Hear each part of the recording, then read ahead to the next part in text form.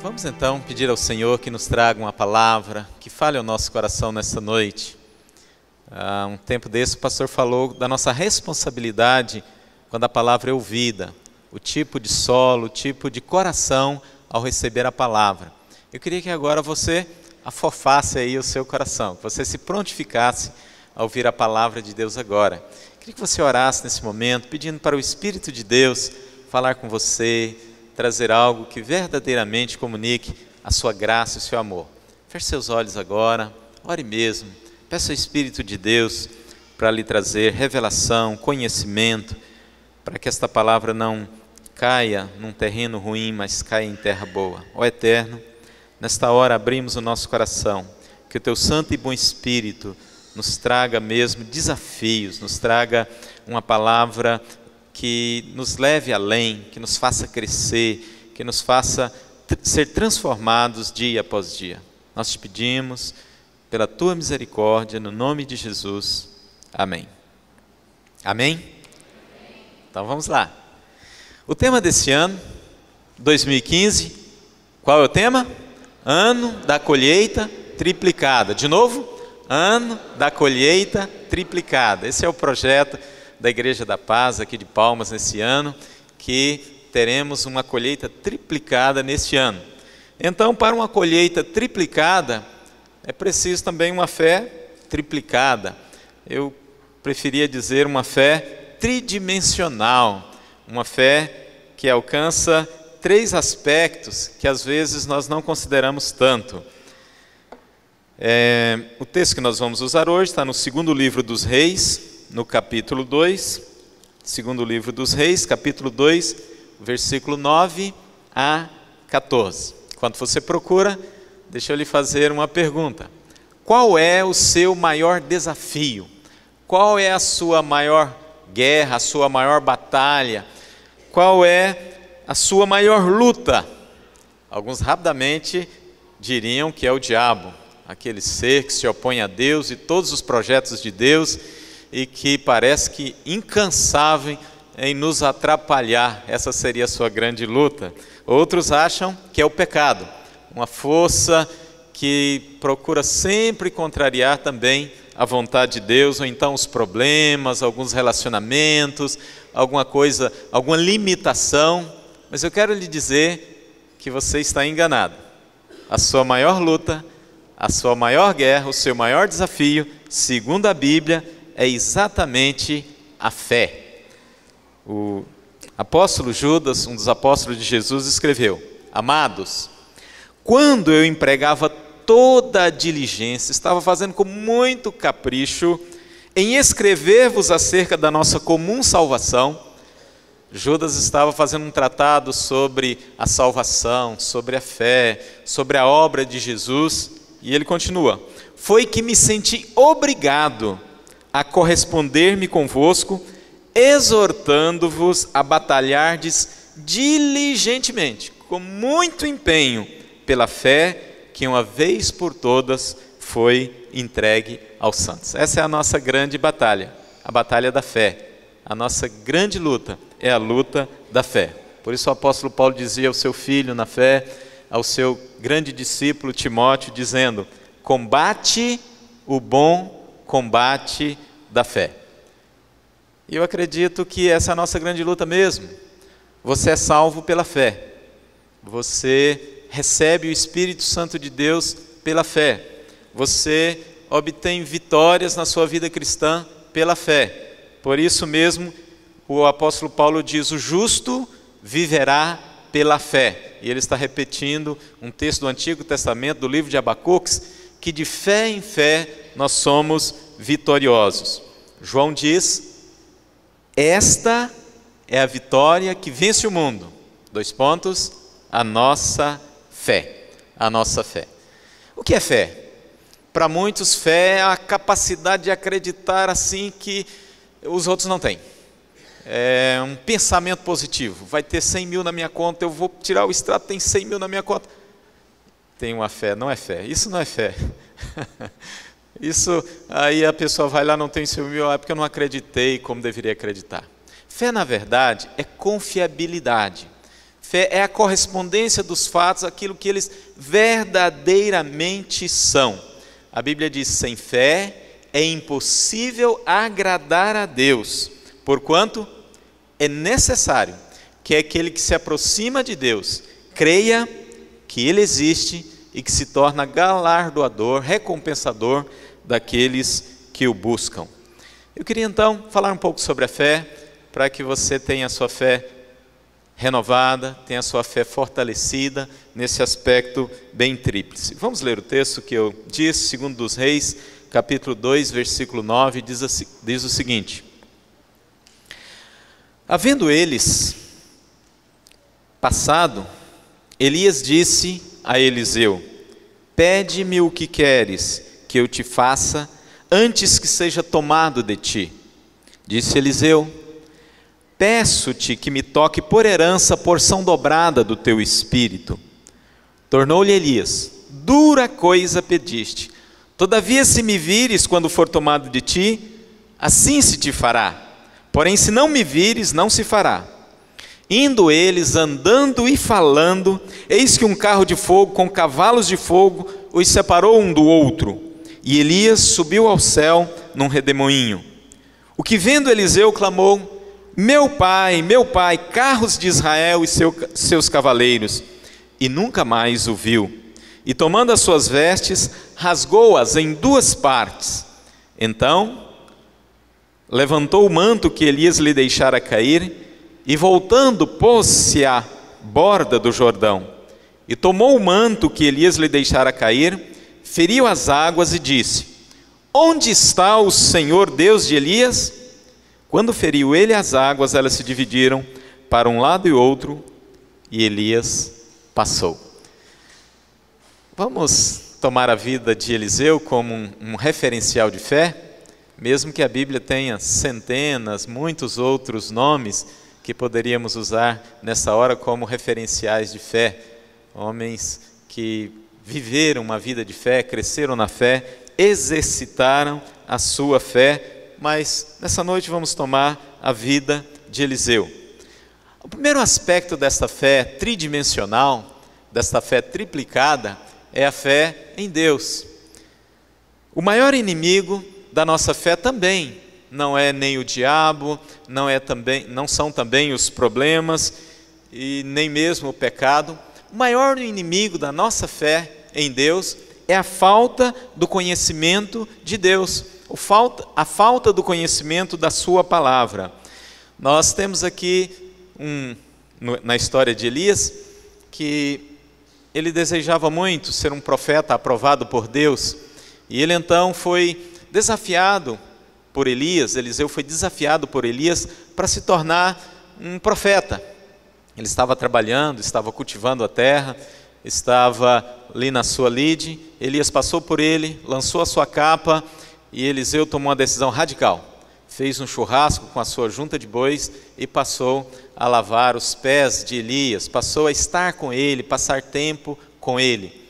Chegou então o tempo em que Elias deveria ser promovido à glória, e então Eliseu se apegou a ele de modo radical. Elias foi despedir dos seus discípulos na cidade de Gilgal.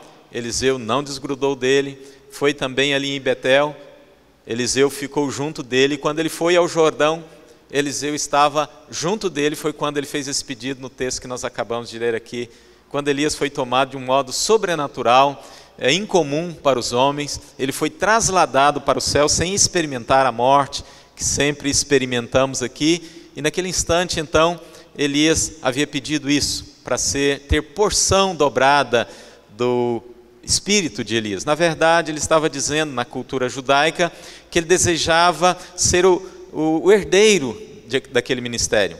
O primogênito nos judeus, ele herda o dobro dos outros irmãos, e herda também uma responsabilidade maior, e se torna o líder daquele grupo, daquele clã, daquela família, quando o líder anterior não está mais presente. Foi esse o pedido que Eliseu fez. E assim que Elias foi tomado para Deus, a primeira atitude de Eliseu com aquele manto, ele chega no Jordão e diz: onde está o Deus de Elias? Ele conhecia a Deus pela fé que Elias tivera, certamente também pelas revelações que havia lido na Bíblia, no Velho Testamento, mas ele tinha esta referência de Deus, pelo conhecimento de Deus, e por isso a sua fé estava fortalecida. A Bíblia diz o seguinte: o grande inimigo da nossa fé é a falta de conhecimento de Deus, porque quanto mais conhecemos a Deus, mais nós podemos confiar nele.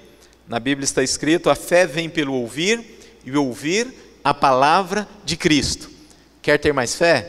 Leia mais a Bíblia, conheça mais a Deus, ouça mais da Bíblia, ouça mais da parte de Deus, e a sua fé vai crescer constantemente, frequentemente.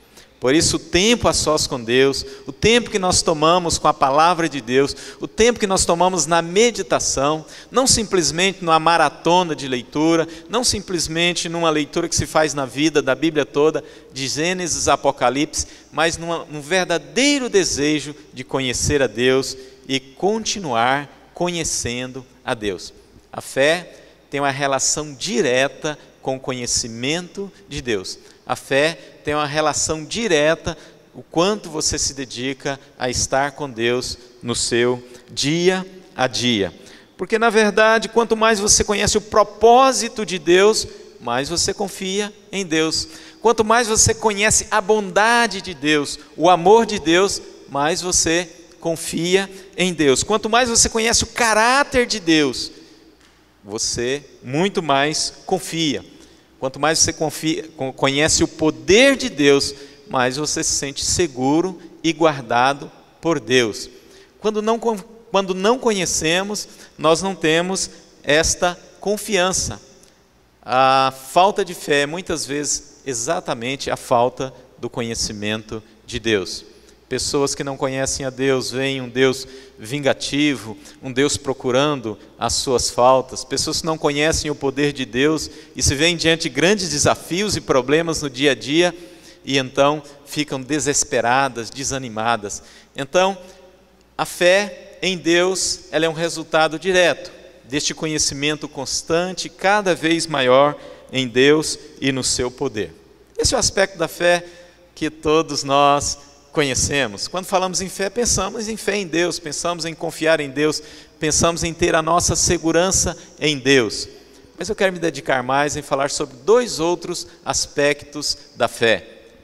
Nós precisamos, além de ter fé em Deus, ter fé nas pessoas, ter fé na comunidade, ter fé na humanidade. Olha que este é um grande, grande desafio. Nós vivemos dias hoje realmente difíceis para isso. O versículo 9 que nós lemos diz assim: havendo eles passado, Elias disse a Eliseu: pede-me o que queres que eu faça, antes que seja tomado de ti. Disse Eliseu: peço-te que me toque por herança, porção dobrada do teu espírito. Eliseu confiava em Elias, ele cria que Elias tinha algo de bom, poderia ser deixado de herança para ele.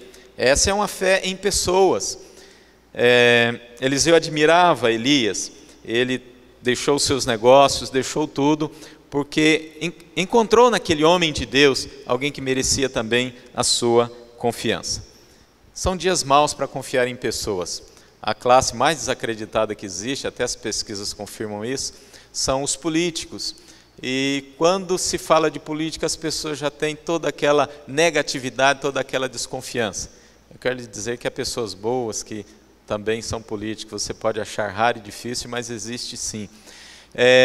Nós também não acreditamos muito nas pessoas, porque basta ligar a televisão, o rádio ou qualquer outro meio de comunicação, o marketing procura nos convencer das coisas mais absurdas, de que aqueles produtos fazem coisas milagrosas, e estamos sempre aí sendo bombardeados com informações parciais para que tomemos decisões de gastos ou de estilo de vida que nos confundem tremendamente.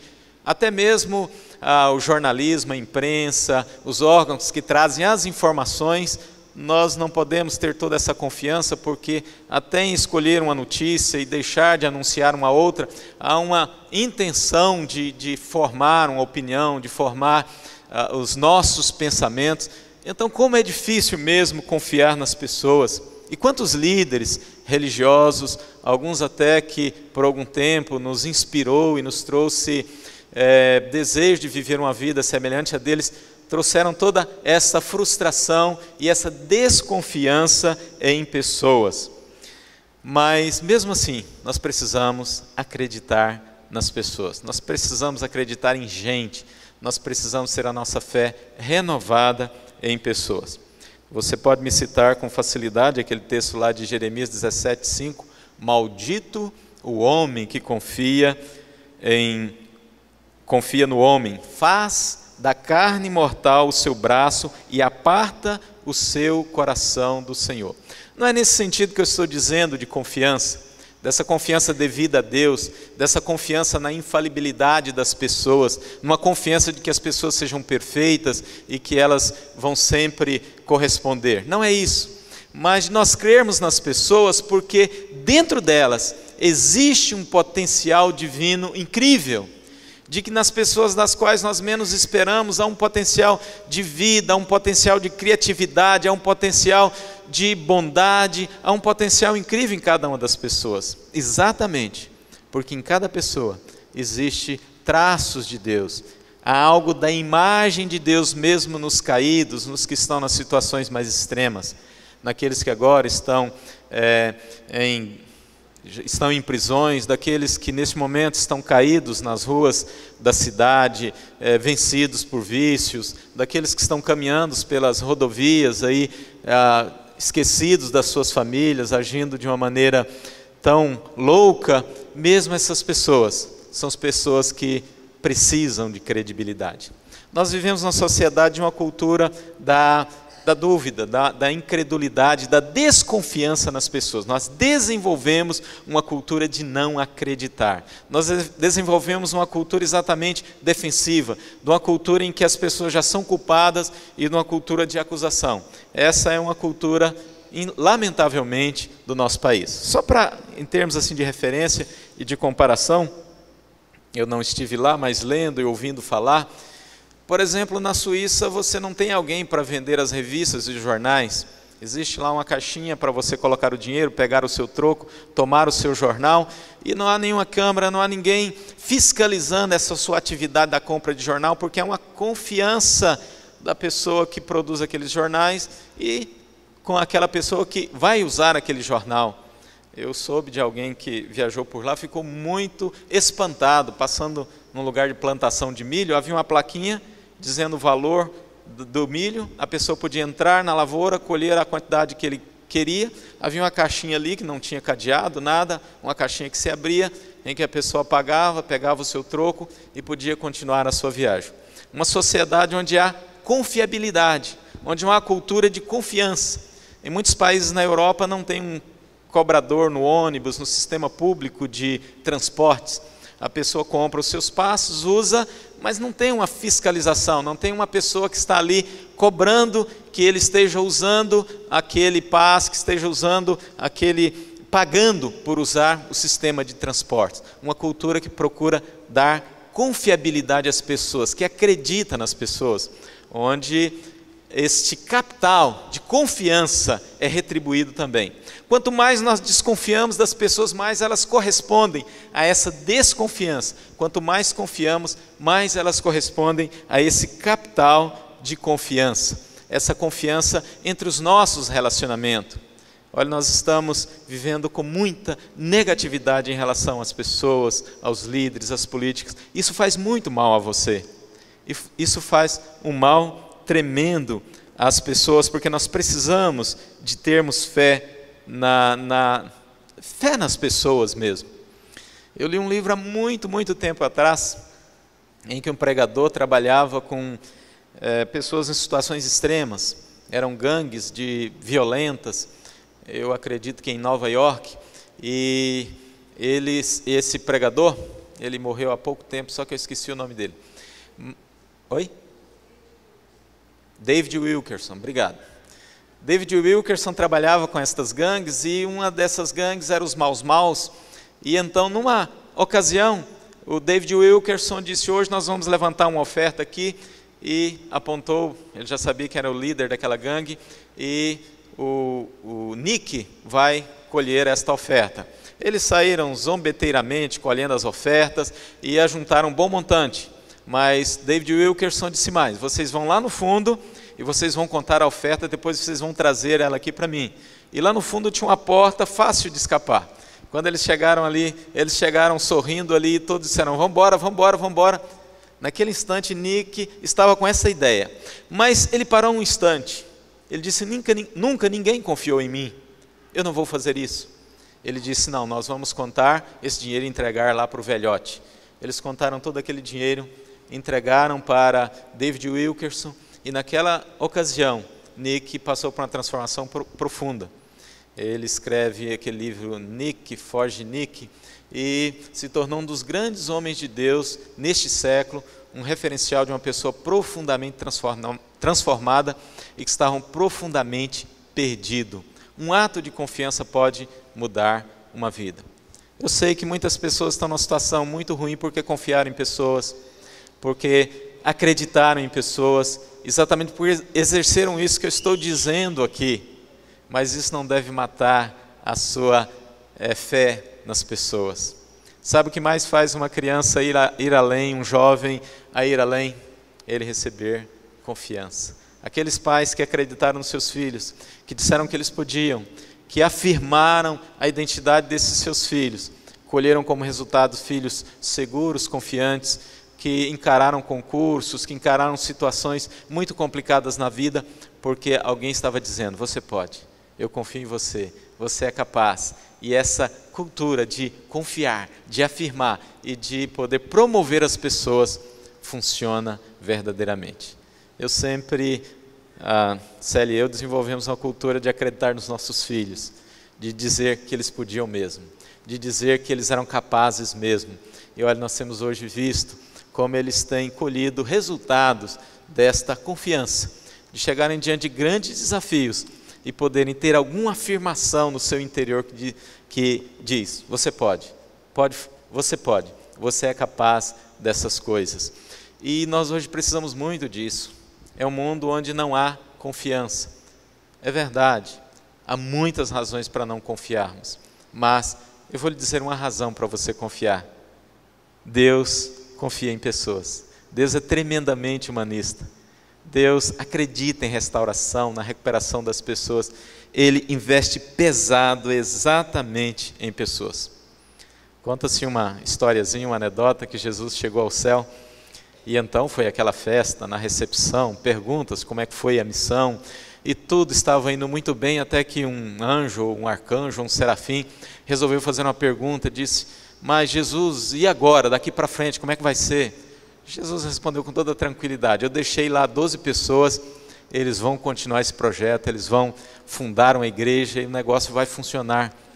Esse anjo ainda foi atrevido e disse: mas e se eles falharem? Jesus disse: eu não tenho nenhum outro plano. E é verdade isso. Um grande motivo para acreditarmos em pessoas é que Deus acredita em pessoas. Eu poderia citar aqui muitos exemplos de pessoas que estavam numa situação extrema, receberam confiança e eles foram muito além. Nós precisamos desse apoio e precisamos dar esse apoio. Nós precisamos acreditar. Esta falta de fé, esse desânimo, essa negatividade que se instala numa cultura e numa sociedade, ela vai se multiplicando e vai tornando essa sociedade pior cada vez mais. Billy Graham foi um dos grandes homens de Deus desta geração, da geração anterior. Foi o pregador que teve mais impacto, levando o evangelho a milhões e milhões de pessoas. E essa mensagem do evangelho chegou ao mundo inteiro. Um homem que cumpriu toda a sua carreira com muita credibilidade. E ele conta na sua história, na sua biografia, que uma professora de escola dominical acreditou nele, o motivou, o incentivou a ser um grande homem de Deus. Aquela professora é uma anônima, nós não a conhecemos. Muitos aqui já ouviram falar de Billy Graham e da grande obra que ele fez, mas por trás alguém acreditou nele. É claro que ele fez toda essa obra debaixo da graça de Deus, do poder de Deus, mas a motivação daquela pessoa ali fez muita diferença para aquele homem. Nós precisamos hoje acreditar nas pessoas. acreditar na recuperação de pessoas improváveis, acreditar no seu discípulo, a palavra de Deus que vai mudar e transformar a sua vida, acreditar na obra de Deus que é eficaz na vida de pessoas. Nós precisamos pensar de um modo diferente sobre isso daí. Se nós lemos a Bíblia que diz: não confieis em príncipe, nem nos filhos dos homens, no qual não há auxílio, feliz aquele que tem por auxílio o Senhor Deus de Jacó, mas nós podemos crer nas pessoas naquilo em que Deus mesmo acredita nelas, que elas têm um potencial imenso e tremendo. Alguns pesquisadores dizem que as pessoas não exploram nem 10% da sua habilidade, da sua capacidade, da sua memória, da sua criatividade, das possibilidades que estão ali no seu interior. Esse tempo foi até feito um filme com essa ideia, acho que chamado Lucy, em que as potencialidades de alguém são levadas à sua capacidade máxima, mas é mais ou menos isso. Você não sabe do que é capaz, você não sabe do que essa pessoa está ao seu lado é capaz, você não sabe do que você realmente pode fazer. Vamos acreditar em pessoas que têm sido desacreditadas, dando uma oportunidade, dando a mão, dando uma oportunidade, na verdade, para que sejam completamente restauradas. Olha como é difícil quando alguém recebe exatamente uma palavra de descrédito, quando está precisando da credibilidade, quando está precisando exatamente dessa ajuda. Eu disse que nós temos essa cultura mesmo de descrédito. A pessoa às vezes precisa de um empréstimo para um empreendimento, para uma boa ideia, mas o sistema todo diz que age com tal desconfiança e tem tanto juro em algum dinheiro que ele consegue, que realmente é muito difícil o seu negócio prosperar, a sua ideia prosperar, uma associação para a credibilidade. Mas nós sabemos que a credibilidade, ela é resultado mesmo de uma confiança que vai crescendo, que vai desenvolvendo, de uma confiança que vai sendo desenvolvida no decorrer do tempo, da história, de toda essa situação. Quando alguém, por exemplo, precisa de um crédito, examina lá no Serasa, no SPC, e então começa, mas aquilo pode crescer, aquilo pode desenvolver e pode chegar num ponto em que a confiança e a credibilidade se tornam um grande apoio para o desenvolvimento. E é tão bom quando nós temos credibilidade, especialmente nas horas mais difíceis. Há mais de 6 anos atrás, eu tive uma hora muito difícil, muito negra na minha vida, tomando atitudes erradas, que feriram muitas pessoas, principalmente a minha família. Foi um momento em que eu fui retirado do pastorado, eu saí do pastorado, e naquela ocasião eu fiz uma carta à igreja, e estava lendo aquela carta, e eu escrevi um parágrafo que dizia algo mais ou menos assim: eu acredito, eu confio que dentro de algum tempo eu estarei de volta, servindo a Deus, estarei de volta na normalidade. Mas isso trouxe um mal-estar tão grande a algumas pessoas. Algumas pessoas resolveram definitivamente romper com aquela comunidade, com aquela igreja, exatamente por causa dessa frase. E então disseram que eu estava manipulando, que eu estava conduzindo esse processo. E era exatamente uma hora em que eu gostaria muito de ter ouvido, e ouvi de muitos também, essa palavra de confiança, essa palavra de que é possível alguém ser recuperado, restaurado. E é exatamente na igreja onde isso deve acontecer, onde o sangue de Jesus foi derramado para que as pessoas pudessem ser recuperadas. Você deve acreditar nas pessoas, você precisa acreditar nelas, você precisa ajudá-las. Obviamente, como eu disse, não é essa confiança da salvação, não é essa confiança sem critérios, não é essa confiança cega, mas abra mão dessa desconfiança absoluta, dessa negatividade constante, dessa incredulidade nas pessoas, dessa incredulidade que tanto tem nos cercado nesses dias e nessas situações. Então, você precisa ter fé em Deus, uma fé que cresce à medida em que você relaciona com a palavra, mas você precisa estar aberto também para as pessoas. Eu quero lhe dizer que existem mais pessoas de bem, não pessoas perfeitas que não pequem, do que pessoas realmente que estão aí querendo tirar as coisas de você e te prejudicar. Existem mais pessoas que estão procurando construir e agir bem do que pessoas que estão agindo mal e que estão sendo um peso à sociedade. Mas nós levamos em consideração, geralmente, esta minoria. Levamos em consideração, geralmente, esses que nos trouxeram prejuízos, danos, que nos trouxeram tantas amarguras, e passamos a basear os nossos relacionamentos em relação a esse grupo menor, a esse grupo que trouxe esses prejuízos. Viver uma vida assim é viver uma vida realmente de tristeza, de desconfiança, sem amigos, sem parcerias e sem as melhores coisas que nós temos deste lado do céu. Tenha fé nas pessoas. Deus acredita nas pessoas. Acredita tanto, que Ele mandou Jesus exatamente para isso. Por causa de pessoas, para pessoas, por sua causa, por você. Quando Jesus escolheu os apóstolos, nós temos uma lista de pessoas improváveis, de pessoas que não dariam certo, de pessoas que não conseguiriam um emprego talvez na sua empresa, que você não gostaria de ter como seu colega de trabalho. Pessoas instáveis, pessoas complicadas, pessoas que tinham um perfil não muito aceitável. Eu creio que Jesus fez de propósito. Ele escolheu 12 casca grossa, difíceis, complicados, exatamente, para que nós pudéssemos seguir esse exemplo. Pedro, por exemplo, foi-lhe apresentado como um instável, como Simão, como areia, como aquela pessoa que não merecia muita confiança, como alguém que não levava a vida muito a sério, mas Jesus o cumprimenta dizendo: não, você não é Simão, você é Pedro, você é rocha, você é firme, você é o Pedrão, você é alguém que merece muita confiança. Aquilo foi fortalecendo dentro de Pedro, aquilo foi trazendo algo que estava lá plantado no seu coração. Pedro se tornou um homem de Deus muito aprovado. Não sem cair algumas vezes, não sem negar o Senhor Jesus, não sem mostrar muitas vezes instabilidade, mas o final disso é que ele tinha um caráter semelhante ao de Jesus. Isso vale para todos os outros apóstolos e para tantas outras pessoas. O apóstolo Paulo, certa vez na sua segunda viagem, disse: olha, comigo o João Marcos não viaja. Ele é alguém instável, ele é alguém que não se pode confiar plenamente. Mas depois de muitos anos o apóstolo Paulo diz: olha, eu preciso de João Marcos, é alguém aprovado, é alguém que verdadeiramente pode se confiar nele. Então é preciso sabermos disso. Não somos melhores nem piores que as outras pessoas. E aquilo que está no seu interior é geralmente aquilo que as outras pessoas são formadas também.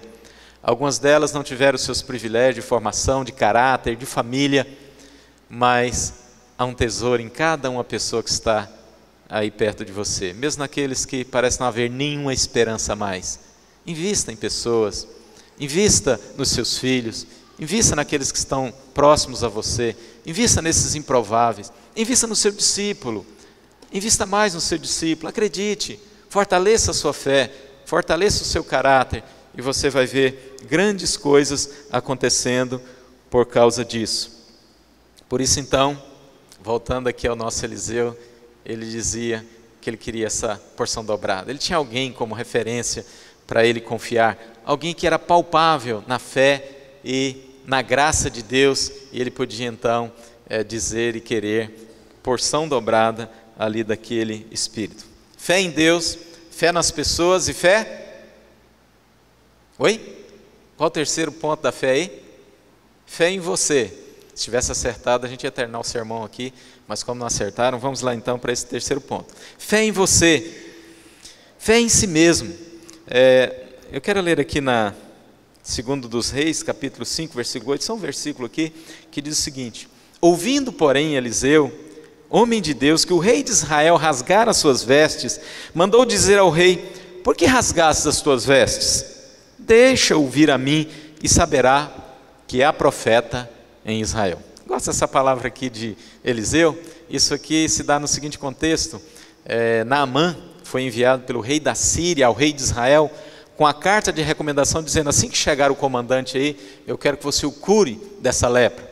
O rei de Israel viu naquilo um pretexto para guerra, para o rompimento da Síria, e foi nessa circunstância que ele rasgou as suas vestes. E Eliseu então mandou esse recado: pois fale para mandar esse moço aqui, o Naamã aqui, porque ele vai saber que há profeta em Israel. Eu acho que nós preferíamos que Eliseu tivesse dito que há Deus em Israel, nós preferimos alguma coisa mais humilde, mais espiritual, mas ele diz que há profeta em Israel. Ele acreditava no seu ministério, ele acreditava naquilo que Deus havia confiado, ele acreditava que aquilo era um problema para ele lidar. Por isso ele diz: mande-o aqui. Ele vai saber que há profeta em Israel, que há Eliseu, que é um profeta de Deus em Israel. Quem é você?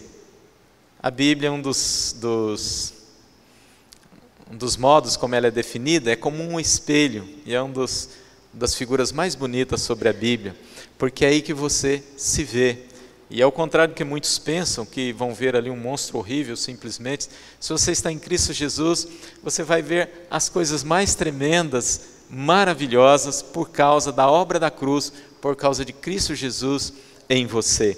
Quanto mais você também conhece a Bíblia, mais você conhece o que Deus pensa a seu respeito, e você tem uma identidade mais firme em Cristo Jesus através da Bíblia.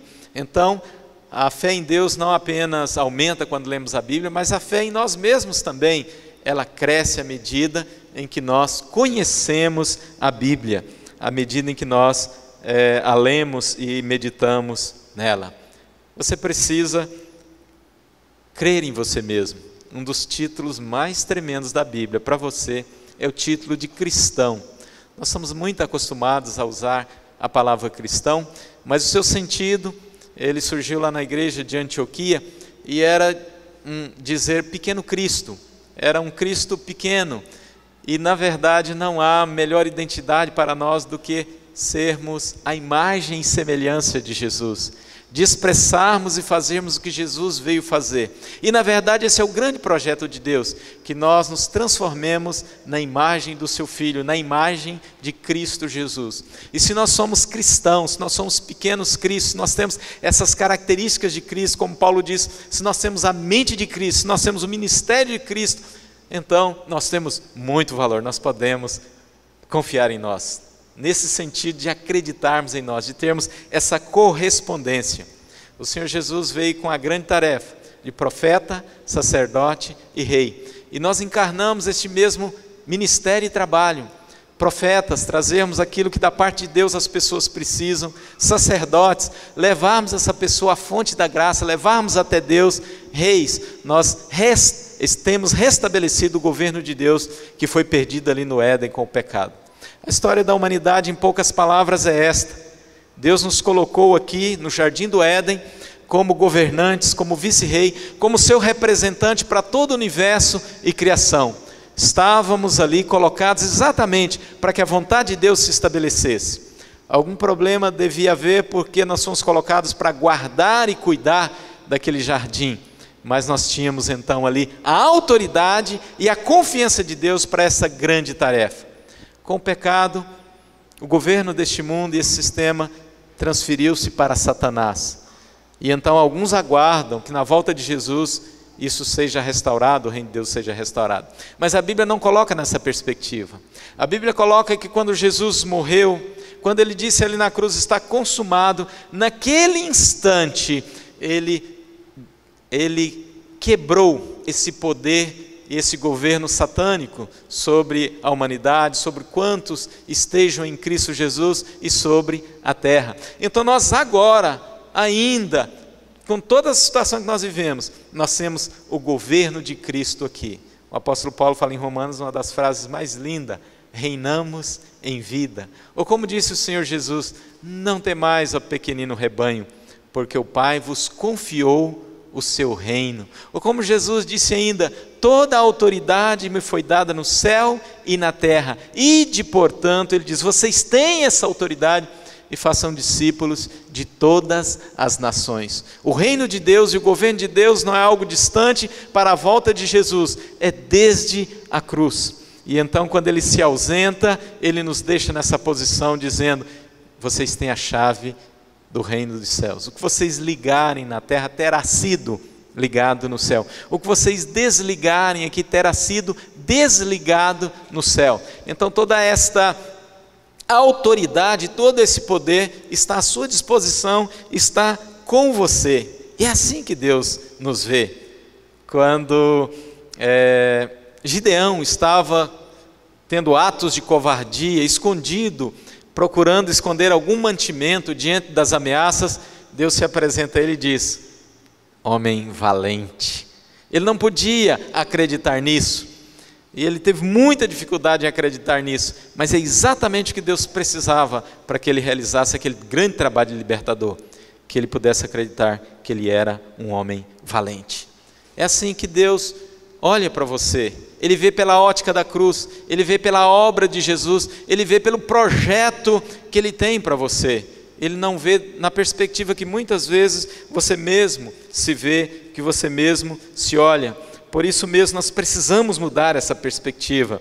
A perspectiva de se ver como Simão possivelmente se via, como com certeza Gideão se via.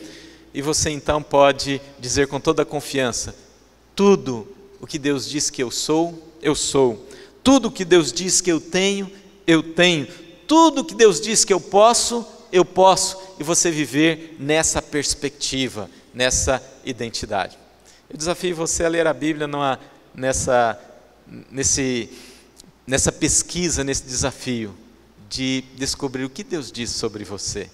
Há um ministério que fez muito bem a muita gente, chamado Rever, e ele trazia uma seleção, e não era exaustiva, mas de alguns versículos que afirmavam a sua identidade em Cristo Jesus. E quantas pessoas foram radicalmente mudadas por saber o que Deus pensa sobre elas, o que elas são em Cristo Jesus. Se você não acreditar em você mesmo, eu vou lhe dizer que a sua fé em Deus será sempre uma fé muito fraca e vacilante, será sempre algo religioso, será sempre algo instável e difícil, porque uma fé que só tem essa dimensão de crer em Deus, que não acredita em pessoas, que não acredita num projeto de humanidade e que não acredita em si mesmo, é uma fé que não é capaz de romper e de ir além. Deus acredita em você. Não olhe para si mesmo da perspectiva física, exterior e natural. Olhe para você como uma nova criação de Deus em Cristo Jesus. Olhe para você como alguém amado por Deus. Olhe para você, como a Bíblia diz, como embaixador do reino lá dos céus. Olhe para você como alguém que está reinando com Cristo Jesus.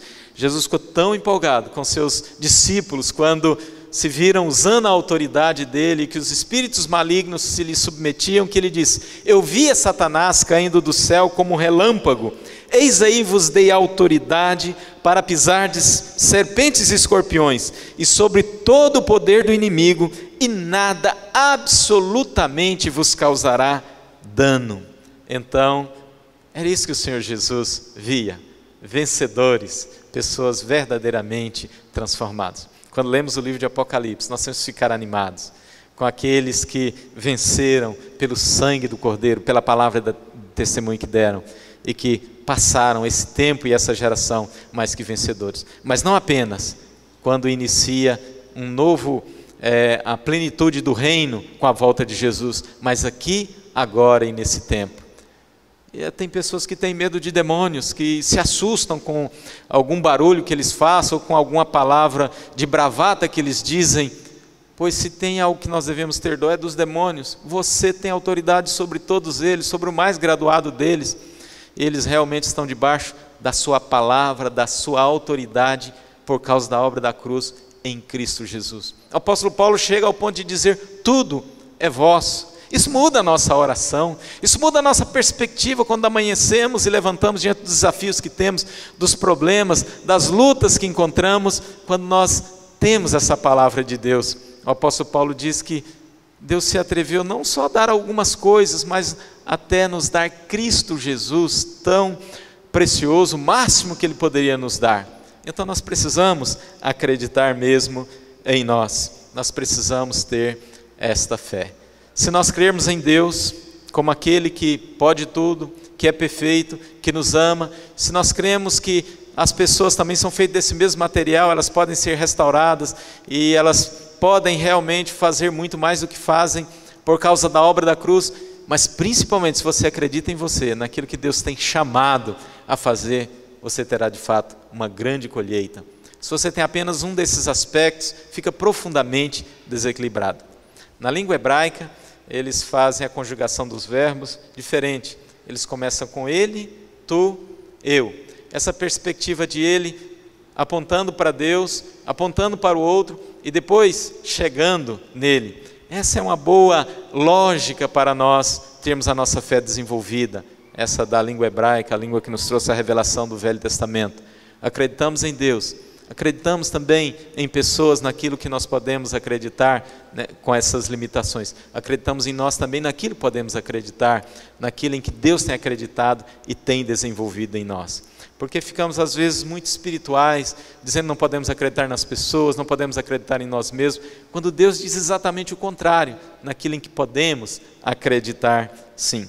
Eu quero terminar, aliás foi por isso que eu quis muito ler Eliseu, sobre Eliseu no livro do 2 dos Reis.